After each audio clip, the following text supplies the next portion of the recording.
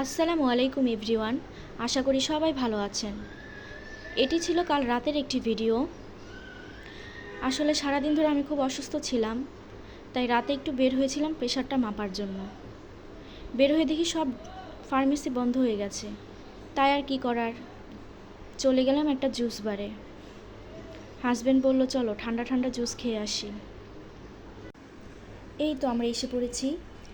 এটা হচ্ছে মোহাম্মদপুর টাউন হলের সামনে। এখান থেকেই আমরা সবসময় জুস খেয়ে থাকি। আসলে দোকানটা বন্ধ করে দিচ্ছিল, আমরা যাওয়াতে তবু আমাদের জুস বানিয়ে দিল। এইখানকার জুস খুবই ইয়ামি হয়ে থাকে, চাইলে আপনারা ট্রাই করতে পারেন।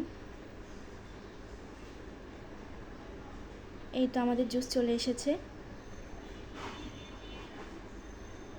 তো আমরা এখন রওনা দিয়ে দিচ্ছি।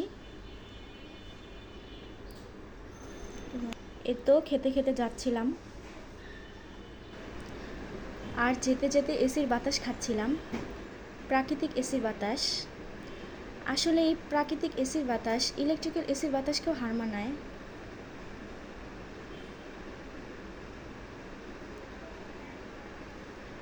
তো দেখতেই পাচ্ছেন তেমন কোনো মানুষজন নেই, একেবারে নিরিবিলি। তো আপনাদের একটু দেখিয়ে দিচ্ছি, দেখেন তেমন কোনো গাড়িও নেই, পুরো রোড ফাঁকা।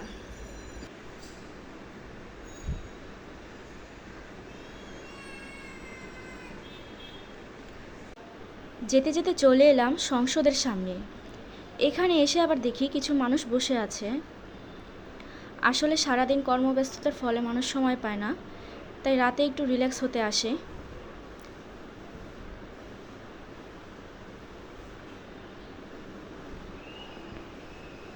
এখানে ভালোই মানুষ ছিল।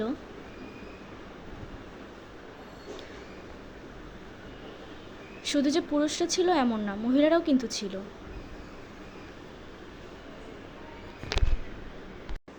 এই তো আমরা চীন মন্ত্রণালয়ের সামনে দিয়ে চলে যাচ্ছি। আসলে ভালোই লাগছিল, মনে হচ্ছিল আমি একেবারে সুস্থ হয়ে গেছি। এই গরমে সবাই সেফটি মেনটেন করে চলবেন, তা না হলে অসুস্থ হয়ে পড়বেন আমার মতো। আর সবাই বেশি বেশি করে স্যালাইন খাবেন, লেবুর শরবত খাবেন, যতটুকু সম্ভব হয় ঠান্ডা জায়গায় থাকবেন। আর হিট স্ট্রোক থেকে বাঁচার জন্য যা যা করণীয় সেগুলো সবাই মেনটেন করে চলবেন।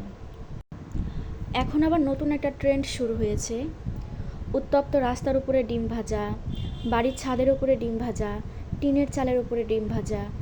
আসলে এগুলো যে কবে বন্ধ হবে একমাত্র আল্লাহই ভালো জানে। আল্লাহ সবাইকে সহি বুঝ দান করুক, আমিন। আর এদিকে আমরা বাসার দিকে যাচ্ছিলাম ঠিকই, কিন্তু ইচ্ছে করছিল একটু হাঁটার। অসুস্থ অবস্থায় একটু হাঁটতে পারলে মনে হয় ভালো লাগতো। অবশেষে ফাইনালি একটা ফার্মেসি খোলা পেয়ে গেলাম। সেখান থেকে আমার জ্বরের জন্য নাপা এবং বমির জন্য ট্যাবলেট নিয়ে নিলাম। আসলে অনেকে হয়তো ভাবতে পারে যে এত রাতে আমরা কেন বের হয়েছি, আরও আগে বের হলাম না কেন। আসলে আমার হাজব্যান্ড একটু ব্যস্ত ছিল, সে অনেক লেট করে বাসায় ফিরে, আর বাসায় ফেরার সাথে সাথেই আমার অসুস্থতা দেখে আমাকে নিয়ে বের হয়ে যায়। অনেকেই এই কথাটি মনে করতে পারেন, তাই ক্লিয়ার করে দিলাম। আমার ইচ্ছা করছিল স্পাইসি ঝাল কিছু খাওয়ার, কিন্তু এদিকে সব কয়টা ফুচকার দোকান বন্ধ হয়ে গিয়েছিল, কিছু করার ছিল না। আসলে আমরাই অনেক লেট করে বের হয়েছি, কাকে আর দোষ দিব বলেন। তো তাকে বলছিলাম যে বাইকটা একটু দাঁড় করান, আমি একটু হাঁটবো। সে বলল যে আর একটু সামনে যেয়ে নিই তারপর। তো যেতে যেতে চলে এলাম আমার ইনস্টিটিউটের সামনে। এই তো এটা হচ্ছে আমার ইনস্টিটিউট, ঢাকা মহিলা পলিটেকনিক ইনস্টিটিউট। এখানে আমি স্টাডি করি। এটা মূলত একটা 4 বছরের কোর্স। তো এখানে আমি অধ্যয়নরত আছি, তো শেষ পর্যন্ত সঙ্গেই থাকুন। আর এদিকে মনে হচ্ছিল যে চাঁদ আমাদের সাথে সাথেই যাচ্ছে, আমি, আমার হাজব্যান্ড আর চাঁদ তিনজনই যেন যাচ্ছি। আর এদিকে ঘড়ি 1:37 বেজে গেছে, অনেকটা রাত হয়ে গেছে। আর এদিকে নেমে নিলাম একটু হাঁটার জন্য। সে আমার হাত ধরে ধরে হাঁটছে, আমি অসুস্থ বলে তাই।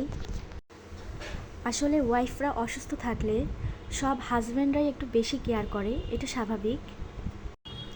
এটা আমার হাজব্যান্ড হোক আর অন্যের হাজব্যান্ড হোক, আমি মনে করি সব হাজব্যান্ডরাই এরকম। তো হাঁটছিলাম আর দেখছিলাম যে এই অফিসটা কত বড়। ওই যে ওই মাথা থেকে শুরু করে এই মাথা পর্যন্ত বিরাট বড় একটা অফিস। এই তো বাসার দিকে রওনা দিচ্ছি, আর কোথাও থামবো না, ডিরেক্ট বাসায় চলে যাব। অনেকটা রাত হয়ে গেছে, তাই এখন সোজা বাসায় চলে যাব। যারা যারা আমার ভিডিওটি দেখছেন সকলেই আমার ভিডিওটিতে একটি লাইক করে একটা কমেন্ট করে যাবেন। ইনশাআল্লাহ আমি কমেন্টের রিপ্লাই দিব।